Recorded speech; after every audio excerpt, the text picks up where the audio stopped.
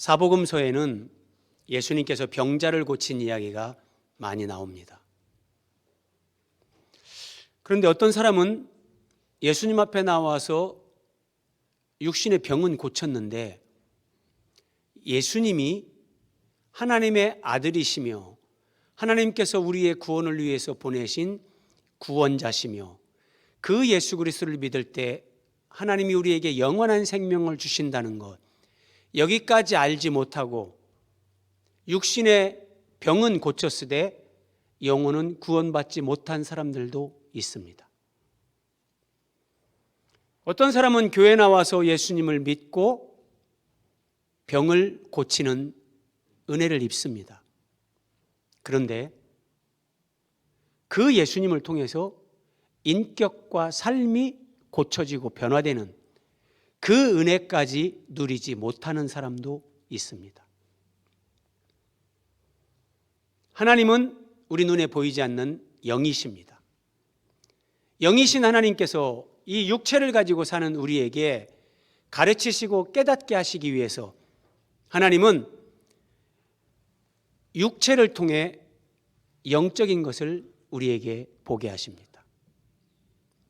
삶의 환경을 통해 보이지 않는 하나님의 음성을 들을 수 있게끔 항상 우리 삶 속에서 그렇게 섭리하십니다. 오늘은 한 여인이 예수님 앞에 나와서 병을 고침받는 그런 말씀인데, 이 말씀을 통해서도 하나님은 우리에게 우리가 보지 못하는 영적인 세계의 진리, 우리 내면에 관한 하나님의 말씀을 깨닫기를 하나님이 그렇게 원하십니다. 진리의 영이신 성령께서 우리 가운데 그런 은혜를 베풀어 주시기를 예수님의 이름으로 기원드립니다. 우리 말씀을 함께 보겠습니다. 오늘 말씀은 이렇게 이어집니다. 이에 그와 함께 가실새 회당장 야이로가 자기 딸을 고쳐달라고 예수님께 요청을 했고 주님께서 함께 가시는 겁니다. 가실새 큰 무리가 따라가며 애워싸 밀더라. 큰 무리가 이렇게요. 다시 한번 큰 무리가 따라가며 예수님을 애워싸고 밉니다. 예수님이 수많은 사람들에게 애워싸여 있습니다. 그러면서 회당장 야이로의 집을 향해서 가고 있는 겁니다. 12회를 혈루증으로 알아온 한 여자가 있어. 혈루증 환자 한 여인이 예수님 앞에 등장을 합니다. 혈루증. 요즘 젊은이들은 조금만 고전적인 단어가 나오면 잘 해석이 안 됩니다. 우리가 생각하는 것보다 훨씬 문해력이 부족한데, 그래서 화면에 제가 다 띄워드립니다. 혈루, 루자가 셀 루자, 피가 새는 증상, 이걸 혈루증이라 그럽니다. 영어로 보면 더 쉬우시죠? 피가 계속해서 흘러나오는 병입니다. 오늘날로 쉽게 얘기하면 여인이 하혈을 한다, 이런 얘기입니다. 이 여인이 12회를 12년째 하혈을 하고 있습니다. 병세가 매우 심각한 상태라는 것을 우리가 충분히 짐작할 수 있습니다. 회당장 야이로의 딸이 12살이다. 성경에 기록이 됩니다. 오늘 혈루증 여인은 12년째 혈루증을 앓고 있다. 동일하게 숫자 12가 등장합니다. 성경에 우연은 없습니다. 성경이 숫자 12를 반복해서 같은 문맥에서 그렇게 보여주시는 것은 그 숫자의 의미를 우리에게 하나님이 주시는 겁니다. 성경에서 숫자 12는 이스라엘의 12지파, 그래서 이스라엘 백성 전체를 가리키는 겁니다. 그러니까 오늘 혈루증에 관한 이야기는 이 여인 개인의 이야기가 아니라 이스라엘 백성들 전체에 해당되는 이야기요, 이제 지구상에 살아가는 모든 사람들에게 적용되는 말씀이다. 그런 의미가 숫자 12에 함의되어 있습니다. 이 여인이 많은 의사에게 이 혈루증을 고치기 위해서 찾아다녔습니다. 어떤 의사는 뭐 약을 지어줬을 거고, 어떤 의사는 어떤 치료법을 가르쳐줬고, 어떤 의사는 정말 침을 놔줬을 수도 있고, 조금만 내가 시키는 대로 하세요. 다 나을 겁니다. 낫지 않는 겁니다. 그런 차원에서 많은 괴로움을 받았다. 12년 동안 의사를 찾아다니다 보니까 가진 것도 다 허비했습니다. 아무 효험이 없고 도리어 더 중하여졌던 차에 12년 동안 혈루증이 멈추지 않았는데 더 중해지는 겁니다. 절망의 나락으로 떨어지는 겁니다. 인생을 살면서 대부분 사람들이 이런 경험을 다 합니다. 더 이상 뭔가 내 인생에 소망이 없는 것 같고, 나는 정말 이렇게 끝인가? 그럴 때 하나님은 우리에게 한 줄기 빛을 비춰주십니다. 더 중하여졌던 차에 이 여인이 예수님의 소문을 듣습니다. 27절, 예수의 소문을 듣고. 자, 여러분 한번 생각해 보십시오. 이 여인이 예수의 소문을 들었다 그럽니다. 그러면 어떤 소문을 들었을까요? 아마도 많은 사람들은 예수님이 행하신 어떤 기적, 이것을 다 연상할 겁니다. 자, 이 여인이 오늘 마가복음 5장 27절에서 예수의 소문을 들었다 이렇게 말씀하시는데, 그렇다면 마가복음 1장부터 5장 전반부에 있는 그 말씀 가운데 주님이 행하신 일들을 이 여인이 들었다는 겁니다. 그것을 제가 화면으로 이렇게 요약 정리를 해봤습니다. 첫 번째, 예수님이 안식일의 회당에서 귀신들을 꾸짖어 나오게 하셨다 그럽니다. 여러분, 우리는 성경에서 이런 것들을 많이 보니까 너무나 익숙하고 뭐 그런가 보지 이렇게 생각을 하는데, 혹시 여러분들이 귀신 들린 사람을 본 적이 있거나 여러분 뭐 집안에 먼 친척들 가운데라도 이런 사람들이 있었던 사람은 사람이 귀신 들리면 어떻게 되는지, 그 인생이 얼마나 비참한지를 압니다. 방법이 없어요, 사람들에게. 그래서 사람들이 할 수 있는 것은 무당을 불러다 구술하든지 어떤 그런 무속적인 방법으로 부적을 붙이든지 뭐 정성을 들이고 주술적인 방법으로 귀신을 어떻게 해서든지 나가게 하려고 그렇게 노력을 합니다.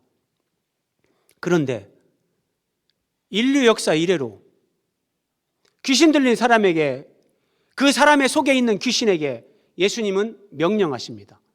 더러운 귀신아, 그 사람에게서 나오라! 그런데 귀신이 나간 거예요. 이 여인은 이 소문을 들은 거예요. 이 사실 하나만 우리가 깊이 생각해도요, 예수님은 도대체 어떤 분이시야? 아니, 인류 역사 이래로 그 귀신에게 그냥 말을 해가지고 나오라 했더니 귀신이 나갔다, 이런 일은 없었거든요. 예수님은 보통 분이 아니신 거예요. 그리고 예수님이 나병 환자를 깨끗하게 했다, 이 소문을 듣는 거예요. 이스라엘 백성들 사회에서 나병은 하나님이 내리신 벌, 천형으로 인식되었습니다. 하늘이 내린 벌, 저주였던 겁니다. 우리나라도 마찬가지죠. 이 나병을 고치지 못할 때, 그 문둥병에 걸릴 때 무슨 죄가 많아서 저렇게 하늘이 저 집안에 저런 형벌을 내리는가, 사람들이 이렇게 수근수근 하는 거예요. 그런데 그 예수님께서 나병을 고치시는 거예요. 그리고 중풍병자에게 예수님이 네 죄사함을 받았다, 죄사함을 선언하셨다, 이런 얘기를 듣는 거예요. 사람 가운데 누가 다른 사람을 향해서 네 죄사함을 받았다, 인류 역사 이래로 이런 말을 한 사람은 없죠. 예수님이 이렇게 말씀하셨다는 거예요. 그리고 유대인들에게 안식일은 생명과 같은 건데 예수님이 안식일에 병자를 고쳐주면서 내가 안식일의 주인이다, 진짜 안식을 주시는 분, 예수님이 그런 분이라고 말씀하셨다는 거예요. 바람과 바다를 말씀으로 잠잠케 하셨다는 거예요. 도대체 상식적으로 생각하면 예수님이, 이건 사람이 할 수 없는 그런 것들을 예수님이 행하신 거예요. 그리고 또 귀신 들려서 많은 고통당하던 사람들에게 자유와 해방을 주셨다. 이런 얘기를 듣는 거예요.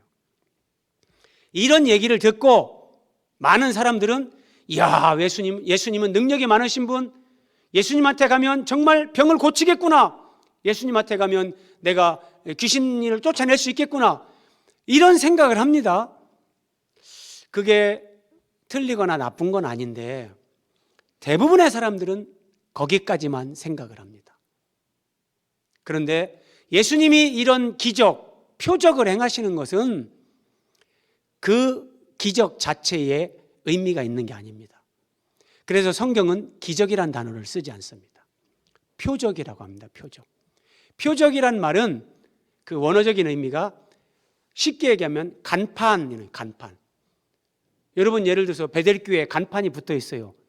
그 간판이 진짜 베델교회는 아니잖아요. 그런데 그 간판을 통해서 베델교회를 보게 하고 알려주는 거예요. 예수님께서 어떤 기적을 행하셨을 때 그 기적 자체에 초점이 있는 것이 아니라 그 기적을 통해서 어떤 메시지를, 진리를 깨닫게 하시는 거예요. 이런 걸 표적이라고 합니다. 그런데 사람들은 기적에 열광하면서 그 표적의 의미를 생각하지를 않습니다.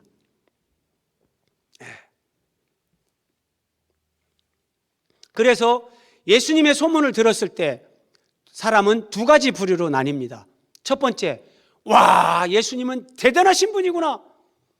예수님 따라다니면 육신의 병 고치는 거, 그리고 적어도 오병이어 표적을 일으키면서 5,000명도 먹이셨다는데 먹고 사는 문제는 해결되겠구나. 예수님을 이렇게 이해하면서 따라가는 사람이 있고, 한 부류의 사람은 예수님이 행하신 일을 다 들어보니 이분은 사람이 아니다. 사람은 이렇게 할 수 없다. 그러면 이 예수님은 누군가? 하나님이 약속하셨던 구원자, 여자의 후손으로 아브라함과 다윗의 자손으로 하나님께서 이 땅에 보내시겠다고 약속하신 하나님의 아들이 사람이 되어 오신, 하나님이 약속하신 그리스도 구원자, 저분이 바로 그분이구나. 이 깨달음을 얻게 되는 거예요. 그러면 그 예수님은 왜 오셨는가? 우리를 죄로부터 구원해 주시는 거예요. 그 죄로부터 우리를 구원해 주시고, 그 구원 안에서 예수 그리스도와 인격적인 관계 안에서 이제 죄를, 죽음을, 질병을, 삶의 모든 문제를 예수님이 거기서 해결시켜 주시고 해방을 주시는 구원자. 여기까지를 예수님에 대해서 깊이 생각하고 그렇게 이해하고 주님을 믿고 따르는 사람, 이 두 부류로 나뉩니다. 대부분의 사람들은 기적에 열광하는 사람, 거기에 머무릅니다. 그런데 오늘 본문에 등장하는 혈루증 여인은 예수님에 대해서 깊은 이해를 가지고 성경적인 믿음을 가졌던 여인입니다. 예수님의 기적에 열광한 것이 아니라 이런 기적을 행하시는 분은 하나님의 아들, 하나님이 보내신 구원자 그리스도, 이분이 바로 그분이다. 이 믿음을 가지고 예수님 앞에 나아간 겁니다. 27절 우리 같이 한번 읽어보겠습니다. 예수의 소문을 듣고 무리 가운데 끼어 뒤로 와서 그의 옷에 손을 대니. 이 여인은 예수님의 소문을 듣고, 믿음은 들음에서 납니다. 참 신비로운 겁니다. 이 예배라는 것은 하나님을 찬양하고 기도를 하고 하나님 말씀을 듣는데, 근데 말씀을 듣는 가운데 하나님이 내 마음에 오세요. 하나님이 내 영혼을 터치하시고 나에게 말씀하시고 깨닫게 하시고 세상이 줄 수 없는 그런 평안과 능력을 우리에게 공급해 주시는 예배를 통해서 우린 이걸 경험하는 거예요. 이 여인은 예수님에 대한 소문을 듣고 믿음이 생겼어요. 그리고 무리 가운데 끼어 예수님의 뒤로 와서 예수님의 옷에 손을 댔습니다. 예수님의 왜 옷에 손을 대는가? 이는 내가 그의 옷에만 손을 대어도 구원을 받으리라 생각함일러라. 여러분 28절 잘 보십시오. 이 여인은 내가 예수님의 옷에 손만 대도 내 병이 나을 것이다, 이렇게 생각한 게 아닙니다. 내가 예수님의 옷에 손만 대도 구원을 받으리라, 이렇게 생각했습니다. 잘 보셔야 됩니다. 그래서 성경을. 이 여인은 병고침에 대한 그 기대감을 가지고 예수님을 찾아간 것이 아니라 구원에 대한 갈망을 가지고 예수님 앞에 간 겁니다. 물론 그 구원 안에 병고침도 포함될 수 있죠. 그러나 어떤 사람은 병고침을 목적으로 해서 주님을 찾아가는데 병고침은 받지만 구원은 받지 못하는 사람이 실제 있습니다. 그런데 이 여인은 구원에 대한 갈망을 가지고 예수님의 옷을 만진 겁니다. 예수님이 34절에 보면 이렇게 말씀하십니다. 딸아, 네 믿음이 너를 구원하였으니 평안히 가라.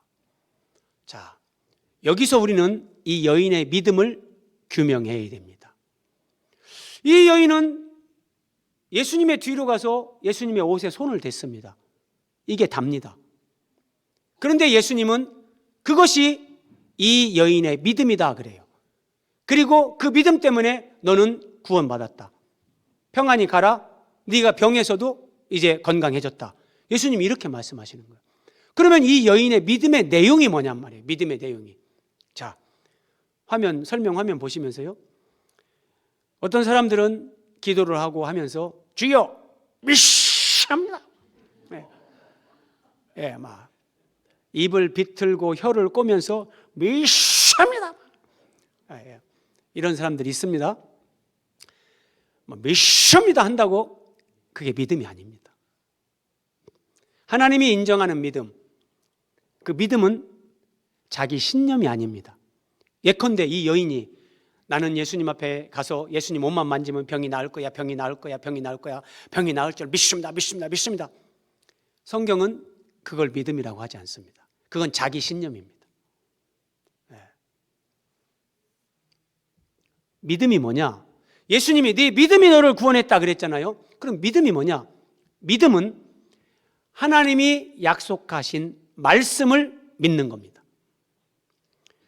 우리가 보는 성경을 구약 성경, 신약 성경 그렇게 얘기를 합니다. 구약, 신약 또는 언약. 자, 그러면 하나님이 아브라함을 찾아오셔서 언약을 맺으십니다.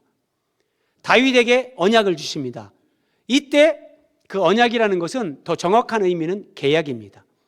오늘날 이 자본주의 사회에서 갑과 을이 계약을 하잖아요. 문서로 계약서를 작성하고 서로 서명을 하면서 계약이 성립이 됩니다. 하나님이 사람을 찾아오셔서 계약을 체결하시는 건데, 하나님은 그때 당시 사람들과 하나님이 문서를 작성을 하고 거기다 하나님이 지장을 찍고 이렇게 하시는 분이 아니잖아요. 하나님은 말씀으로 약속하세요. 그래서 하나님이 말씀으로 약속하셨다, 계약하셨다. 그래서 이것을 계약이라고 하지 않고 언약이라고 하는 겁니다. 자, 누군가 하나님을 믿는다, 예수님을 믿는다고 할 때 그 믿음이라는 것은 하나님이 이렇게 말씀하신 것, 말씀으로 약속하신 것, 그것을 내가 믿습니다라고 할 때 하나님이 네 믿음이 이렇게 믿음이라고 인정하시는 겁니다. 그러니까 하나님의 말씀이 없으면 믿음도 없는 겁니다.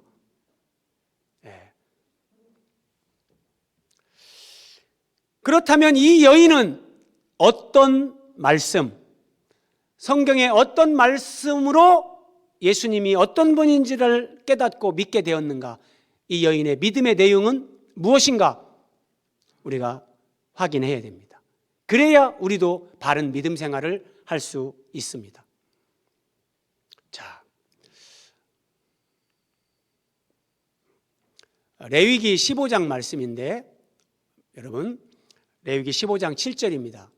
오늘 혈루증과 연관지어서 유출병을 살펴봐야만 됩니다. 이 레위기 말씀을 알아야 이 혈루증 여인의 믿음을 우리가 알 수 있습니다. 자, 레위기 15장에서 하나님께서 이렇게 말씀하십니다. 유출병이 있는 자의 몸에 접촉하는 자는 옷을 빨고 물로 몸을 씻을 것이며 저녁까지 부정하리라. 이걸 기억하십시오. 유출병이 있는 자는 부정하다. 하나님 앞에 부정하다는 것은 더러운 존재라는 거예요. 그러면 유출, 내 몸에서 뭐가 흘러나오는 겁니다. 혈루, 내 몸에서 피가 새어나오는 겁니다. 맥이 같죠? 내 몸에서 뭔가 나오는 거, 이거를 유출이라고 하는데, 유출병. 성경의 의미를 제가 풀어서 여러분들에게 설명드리면, 하나님께서 레위기 15장에서 유출병이라고 말씀하실 때 이것의 의미는 남자 여자 생식기에서 뭔가가 나오는 겁니다. 피가 나오든지 고름이 나오든지 그 외에 어떤 정말 그런 분비물이 나오는 거예요. 예를 들어서 사람이 못된 짓을 하고 성병에 걸렸어요. 생식기를 통해 더러운 것이 분비가 됩니다. 하나님이 이런 걸 말씀하시는 거예요. 하나님은 창조주시기 때문에 인간의 본질을 다 아십니다. 유출병이 있는 자는 부정하다. 그리고 레위기 15장 7절 다시 보십시오. 그 유출병이 있는 자는 부정한데 부정한 자의 몸에 접촉되는 자는 그도 부정해진다. 이게 하나님의 율법입니다. 이것을 잘못 오해하면 그냥 위생적인 개념으로 부정하다 이렇게 생각할 수 있는데 그것이 아닙니다. 하나님이 유출병, 그게 부정하다는 것은 하나님 앞에서 부정한 것을 의미합니다. 예를 들어서 내 존재의 더러움을 자각하는 겁니다. 여러분, 바퀴벌레, 구더기, 여러분 이런 것들이 정말 더러울까요? 아닙니다.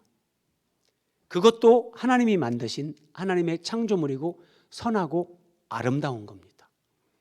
그런데 그런 것들을 보면 왜 우리에게 본능적으로 정말 징그럽게 느껴지고 막 만지지 못하게끔, 그건 하나님이 사람에게 주신 본능입니다. 영적인 것을 그렇게 느끼고 깨닫게 하려고 하나님이 그렇게 만들어 주신 건데, 사람 몸에서 나오는 고름이, 피가, 배변이 정말 더러울까요? 그게 더러운 게 아닙니다. 진짜 더러운 것은 내 속에서 나오는 거예요. 내 속에서 나오는 거예요.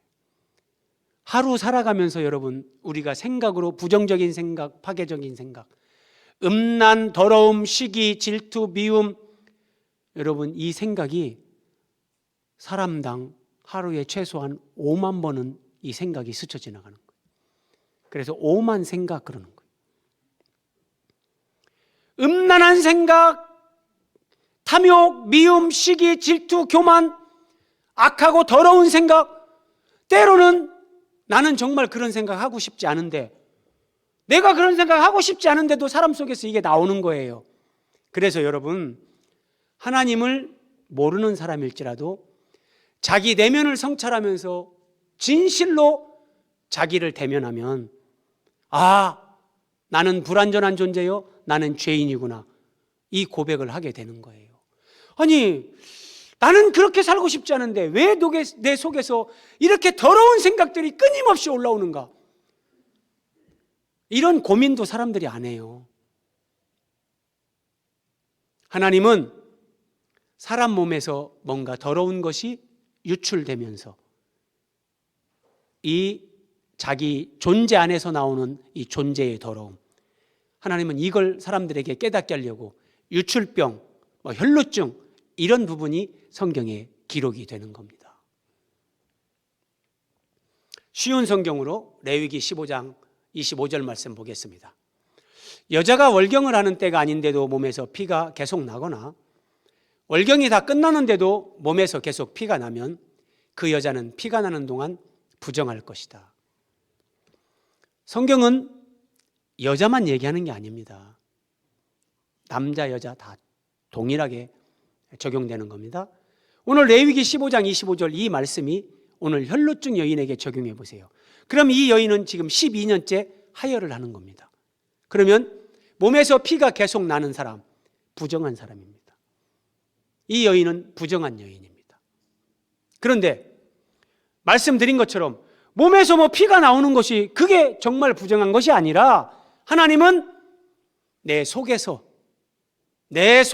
올라오는 악하고 추한 생각, 음란하고 방탕한 생각, 미움, 시기, 질투, 교만, 이기심, 나도 나를 어쩔 수 없는 이 더러운 생각들, 사람 속에서 이런 것들이 끊임없이 분출되는 거예요. 그런 자기를 보면서 하나님 앞에서 내가 부정한 자요, 더러운 존재구나, 내가 죄인이구나, 하나님은 이걸 깨닫게 하시는 거예요. 그래서 여인만을 얘기하는 것이 아니라, 그 하혈을 하는 사람만을 얘기하는 것이 아니라 인간 모두에게, 12년, 12 모든 사람에게 다 적용이 되는 거예요. 그래서 여러분, 육체는 육체 안에 있는 영혼의 그림자입니다. 내 육체에서 하혈을 한다, 고름이 나온다. 내 영혼에서 하나님 앞에 나오는 이 더러운 것들, 그걸 보고 깨닫게 하나님이 하시는 거예요. 그래서 육체는 영혼의 그림자고, 이 물질 세계는 영계의 그림자고, 우리가 살아가면서 삶 속에서 경험하는 삶의 모든 환경에는 그래서 보이지 않는 영이신 하나님의 거기에 메시지가 다 있는 거예요. 믿음 생활하고 여러분 주님을 만나고 신앙이 깊어져 갈수록 이런 세계에 눈이 떠지는 거예요. 그러면 늘 하나님과 동행하는 그 삶, 늘 주님과 대화하는 삶이 된단 말이에요. 한번 이 유출병, 혈루증이 그 본질이 뭔가? 예수님 말씀입니다. 마가복음 7장 21절, 속에서 곧 사람의 마음에서 나오는 것은, 사람의 속에서 나오는 것은 악한 생각인데, 구체적으로 음란, 도둑질, 살인, 간음, 탐욕, 악독, 속임, 음탕, 질투, 비방, 교만, 우매함. 사람의 마음을 이렇게 쫙 열어 제낀다면 그 마음에 저런 바퀴벌레 같은 것들이 사람 마음속에 우글거리는 거예요. 가끔은 사람들이 착한 것이 있죠. 지나가는 사람, 불쌍한 사람에게 내가 지갑을 열어 돈이라도 좀 주고, 밥 못 먹는 사람 내가 밥 한 끼 사주고, 그러면 여러분 사람 속에 내가 오늘 참 착한 일 했구나, 그런 흐뭇한 마음이 있죠. 사람은 누구나 이런 선한 면이 있어요. 그래서 그런 선을 행하는 사람들이 쉽게 속기도 합니다. 나는 착한 사람이야, 나는 선하게 살고 있어. 사람들이 흔히 그러죠. 저 사람은 법 없어도 살 사람이다. 그런데 천만의 말씀이요, 그런 착한 면이 전혀 없다는 것이 아니라 그런 착함에 비해서 사람이 가지고 있는 그 존재의 더러움, 부패함은 비교할 수 없습니다. 바닷물이 우리의 더러움이라면 커피잔에 한 컵, 그 정도 우리에게 착함이 있는 겁니다. 하나님은 원래 인생을 그렇게 지으시지 않았는데, 아담이 죄를 지면서 마귀적인 속성이, 음란, 도둑질, 살인, 간음, 탐욕, 이런 모든 것들이 마귀적인 속성입니다. 이 마귀적인 속성이 아담에게 주입이 됐고, 이제 아담의 후손으로 태어나는 모든 인생들에게는 태어나면서부터 그걸 가지고 태어나는 거예요. 그래서 사람에게는 구원자 예수 그리스도가 필요한 거고요. 자, 예수님이 이렇게 말씀하십니다. 이 모든 악한 것이 다 속에서 나와서, 제가 옆에다 썼습니다. 유출병. 내 몸에서 뭔가 유출되는 거, 흘러나오는 거, 그게 유출병인데, 내 마음에서, 내 속에서 온갖 더러운 것이 나옵니다. 이것이 유출병의 본질입니다. 그래서 다 속에서 나와서 사람을 더럽게 하느니라. 이것이 유출병에 걸린 자는 부정하니라, 이 말이란 말이에요. 그런데 유대인들은 하나님 말씀을 문자로만 봅니다. 예컨대 어떤 여인이 하혈을 한다. 이 더러운 여자, 무슨 죄를 졌길래, 비난하고 정죄합니다. 그걸 보면서 내 속에 내가 이런 더러움이 있는 존재인데 하나님 앞에 이러고 엎드려야 되는데, 이걸 종교라고 하는 거예요. 진짜 하나님을 아는 사람은 말씀으로 자기를 보고 겸손해지고 온유해지고 그렇게 되는 거예요. 다 이런 바퀴벌레 같은 저런 존재의 더러움 그 배후에 마귀가 있단 말이에요. 사탄이 있단 말이에요. 28절입니다. 이는 내가 그의 옷에만 손을 대어도 구원을 받으리라 생각함일러라. 이 여인은 이렇게 구원을 위해서 예수님의 옷에 손을 댄 거예요. 여러분, 이스라엘 백성들 가운데, 구약시대 이스라엘 백성들 가운데 이런 유출병에 걸리면 가장 큰 고통이 뭐냐면, 내가 건강을 잃었다. 그것보다 더 큰 고통은 가족과의 분리 단절입니다. 유출병에 걸린 자는 부정하다겠습니다. 근데 그 부정한 자와 접촉하는 사람도 부정해집니다. 심지어 성경에는 그 부정한 여인이 누웠던 침대도 부정하다 그럽니다.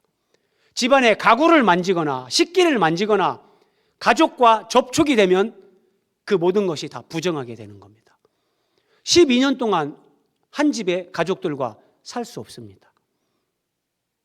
그래서 결국은 가족과 격리가 되는 겁니다.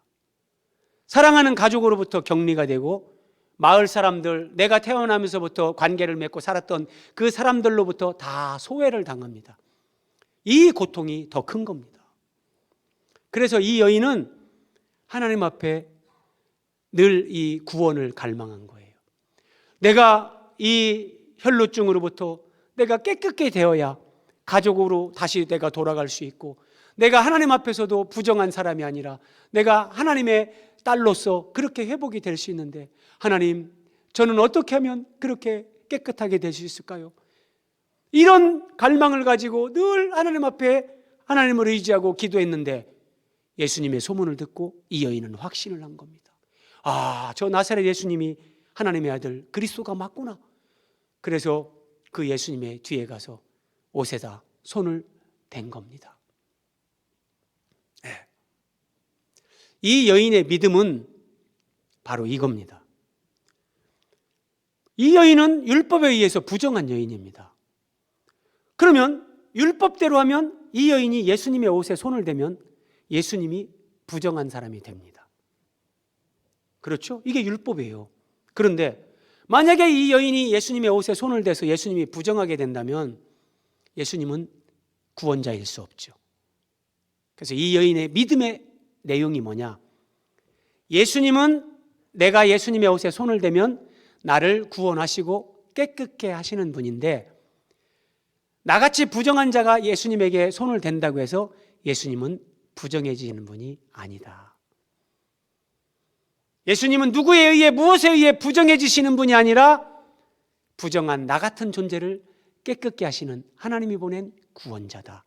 이 믿음을 가지고 이 혈루증 여인은 예수님의 뒤에 가서 옷에 손을 댄 거예요. 예수님은 이 믿음을 보신 거예요. 이게 이 혈루증 여인이 구원받은 믿음입니다. 자, 이에 그의 혈루 근원이 곧 마름에, 예수님의 옷에 손을 대는 순간 이 여인이 몸으로 딱 느낍니다.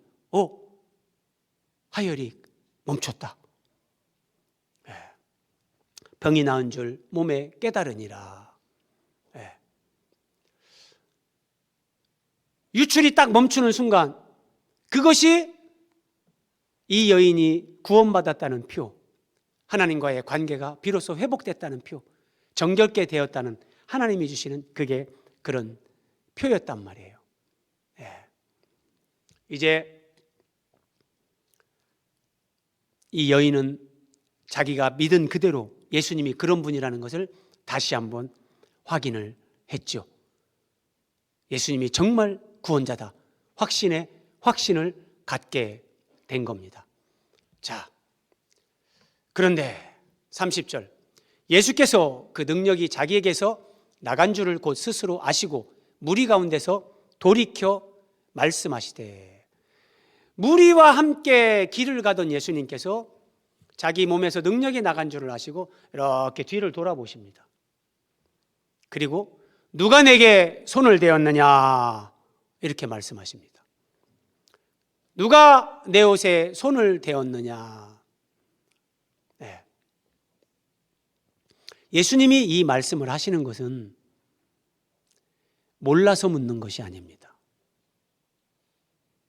예수님이 이 말씀을 하시는 것은 지금 12제자와 주님을 따르는 수많은 무리들에게 믿음이 진정 무엇인가 이걸 가르쳐 주시려는 겁니다. 12제자는 이때까지도 아직 예수님을 그냥 하나님의 아들이라는 것까지는 아는데 예수님이 베푸시는 구원이 뭔지 잘 모릅니다. 제자들이 모르는데 이스라엘 군중들은 말할 것도 없죠. 그들은 그냥 기적에 열광하고 예수님 따라다니는 거예요. 그래서 예수님이 능력이 딱 나간 걸 아시고 그 여인의 믿음을 보셨기 때문에 아, 잘 됐다. 이 사람들에게 한번 깨닫게 해야 되겠다. 그래서 예수님이 누가 내 옷에 손을 대었느냐 그렇게 말씀하셨습니다. 여기서 하나 우리가 또 기억해야 될 거. 수많은 사람들이 예수님과 함께 길을 가고 있었는데 예수님과 접촉한 사람 이 여인밖에 없습니다. 아니 어떤 면에서 예수님과 함께 걸어가다가 그냥 자기도 모르게 예수님과 살짝 스친 사람도 있을 수 있겠죠.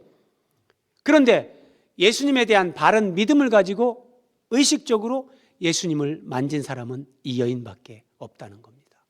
그래서 이 여인의 믿음으로 제자들에게, 군중들에게 믿음을 가르쳐 주길 원하셨는데, 자, 제자들이 그러는 겁니다. 아니 예수님, 사람들이 이렇게 많고 지금 막 에워싸고 막 밀치고 그러는데 어떻게 하다가 예수님 누가 이렇게 부딪혔겠죠. 누가 내게 손을 대었느냐. 예수님 이렇게 물으시면 우리 보고 어떻게 하라고 이렇게 말씀하십니까? 제자들이 이렇게 반응했습니다. 그런데 그때 여자가 자기에게 이루어진 일을 알고 두려워하여 떨며 와서 그 앞에 엎드려 모든 사실을 여쭈니. 그러면 이 여인이 예수님 앞에 와서 딱 엎드립니다. 그러면 회당장 야이로의 집으로 가던 그 무리가 여인이 엎드리니까 예수님이 걸음을 멈추셨겠죠? 사람들이 다 걸음을 멈춥니다. 그리고 사람들은 저 여자가 왜 저러지? 뭘 하려는 거지? 야, 무슨 일이 일어나는가? 우리 다 보자! 주목을 하는 겁니다. 그때 이 여인이 자기가 경험한 걸 아뢰는 겁니다. 모든 사실을 여쭈니! 그러면 뭐라고 얘기했을까요? 주님, 저는 주님의 소문을 듣고 주님이 하나님이 보낸 구원자, 하나님의 아들 그리스도라는 것을 믿었습니다. 제가 12년 동안 혈루증으로 정말 이렇게 부정한 가운데 있었는데 율법에 의하면 내가 주님을 터치하면 주님이 부정하게 되지만 예수님은 내가 부정한 자가 터치를 한다고 주님이 부정해지는 것이 아니라 나같이 부정한 자도 깨끗게 하시는 구원자임을 내가 믿었기 때문에 그래서 주님 옷에 손을 댔습니다. 그런데 이 하혈이 딱 멈췄고 정말 제가 고침받았습니다. 이렇게 얘기하는 거예요. 그러면 거기에 제자들과 무리들이 이 여인의 이 고백을 듣는 거죠. 예수님은 이 여인의 고백을 통해서 제자들과 거기에 있는 많은 사람들이 진정한 믿음, 예수님이 원하시는 믿음이 뭔가를 깨닫기를 원하신 거예요. 그래서 누가 내 옷에 손을 대었느냐 이렇게 말씀하시는 거예요. 몰라서 그러는 게 아니라요. 네. 이 여인의 믿음의 핵심이 바로 이거예요. 다시 말씀드리면 율법에 의하면 나는 부정한 자요. 내가 예수님을 만지면 예수님이 부정하게 되는데 예수님은 사람에 의해서 누구에 의해서 부정해지는 분이 아니라 나처럼 부정한 사람, 더러운 존재를 깨끗게 하시고 구원하시는 하나님이 보낸 구원자 이 믿음이요. 이 믿음을 이 여인이 가졌던 거예요. 그래서 오늘 마지막 화면입니다. 예수께서 이르시되 따라. 여러분 앞에서 말씀드린 것처럼 이 여인은 가족과 격리가 됐습니다. 사랑하는 아버지, 어머니, 사랑하는 남편, 예를 들어 그렇게 격리가 됐습니다. 사람들이 막 손가락질합니다. 에이, 부정한 여자. 그런데 하나님의 아들, 하나님이 보내신 구원자이신 예수님이 내 몸에 12년 동안 흐르던 그 혈로를 그치게 하신 그 주님이 따라. 아마 제가 볼 때 이 여인은 울었을 겁니다. 딸아. 하나님 아버지께서 나를 딸이라 불러주시는 그 음성을 듣고 자기 영혼에 그 하나님의 사랑이 느껴지면서 아마 울었을 겁니다. 네 믿음이 너를 구원하였으니 평안히 가라. 네 병에서 놓여 건강할지어다. 예수님은 이 여인에게 딸이라고 불러줬고 믿음, 구원, 평안, 건강 다 축복해 주셨습니다. 그러면 이제 이 여인은 자기 가정으로 돌아갔겠죠. 그래서 가족과의 관계도 회복되고 마음의 평안도 회복되고 건강도 회복이 됐습니다. 자, 오늘 말씀을 마무리합니다. 혈루증은 하혈을 하는 겁니다. 피를 흘리는 겁니다. 성경은 생명은 피에 있다 그럽니다. 이 여인이 12년 동안 피를 계속해서 쏟았다는 것, 하혈을 했다는 것은 생명이 허비되는 겁니다. 우리가 예수님을 만나고 예수님을 믿고 혈루증에서 유출병에서 그 존재의 더러움에서 구원을 받은 사람이라면 이제 생명을 허비하는 삶을 살면 안 됩니다. 무슨 말입니까? 혈루, 피가 새는 겁니다. 피가 흘러나오는 겁니다. 생명을 허비하는 겁니다. 내 인생 예수님을 만나고 구원을 경험했는데도 불구하고 내가 잠시 있다 사라질 것, 썩어질 것, 그것만을 위해서 산다면 그것이 피를 흘리는 혈루, 생명을 허비하는 겁니다. 내가 정말 유출병, 혈루증 여기에서 고침받고 구원받은 사람이라면 이제는 생명이 허비되는 삶이 아니라 내 인생이 하나님의 영원한 생명으로 연결되는 삶, 내 안에 계시는 예수 그리스도의 그 생명이 성장되어지는 삶, 예수님을 닮아가는 삶, 이 삶을 살아야만 되는 겁니다. 이 삶을요. 예.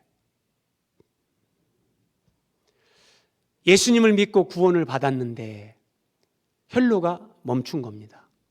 그런데 구원을 받았는데 계속해서 인생을, 생명을 허비하는 삶을 살아가는 신자들이 적지 않습니다. 이제 혈루증에서 유출병에서 내가 구원받았다면 예수님을 살아가야 됩니다. 예수님이 나를 통해서 사시는 삶을 살아가야 됩니다.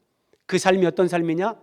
가정에서, 직장에서, 교회에서 예수님처럼 낮아지고 겸손하고 온유하고 섬기는 삶을 살아가는 겁니다. 가정에서, 직장에서, 교회에서 교만하고 자기를 높이고 자기가 중심이 되려고 하고 자기가 영광 받으려고 하면 이것은 아직 혈루증이 고쳐지지 않은 인생을, 생명을 허비하는 삶을 살고 있는 사람입니다. 하나님께서 우리를 예수님의 손과 발, 그리스도의 몸인 교회로 부르셨습니다. 하나님은 우리를 통해서 예수님을 보여주길 원하고 우리를 통해서 민족과 열방 가운데 예수 그리스도의 복음이 전파되고 하나님 나라가 확장되면서 우리처럼 아직 주님을 모르는 사람들이 구원받기를 하나님은 원하십니다. 이것이 우리가 생명으로 연결되고 생명으로 생명을 낳는 그 삶을 살아가는 혈루가 멈춘 사람들의 삶입니다. 하나님 나라에 관심이 없고 복음 전파나 영혼 구원에 대해서 전혀 관심이 없고 교회의 거룩성, 교회의 정말 예수 그리스도의 몸인 그 교회, 진리와 사랑 이런 것에 관심 없고 오직 돈과 자기 만족과 자기 중심적인 그 삶을 살아간다면 그것은 생명을 허비하는, 여전히 내 몸에서 피를 쏟고 내 몸에서 부패한 것이 유출되는 유출병 환자요 혈루증 환자라는 겁니다. 내가 정말 예수님을 믿고 구원받은 사람인가? 이제 우리는 삶으로 그 구원을 이루어가면서 증명해야 됩니다. 생명을 허비하는 삶이 아니라 영원한 생명이신 하나님과 연합되어지고 그 하나님의 뜻을 이 땅에 이루는 삶을 살아가는 그 거룩하고 순결하고 진리를 살아가는 삶, 예수 그리스도를 나타내는 그 삶으로 이제는 생명을 낳는 그 삶으로 하나님께 영광을 돌리는 삶을 살아가는 것입니다. 이 삶이 저와 여러분에게 영원토록 함께 있기를 우리 주 예수 그리스도의 이름으로 축원드립니다.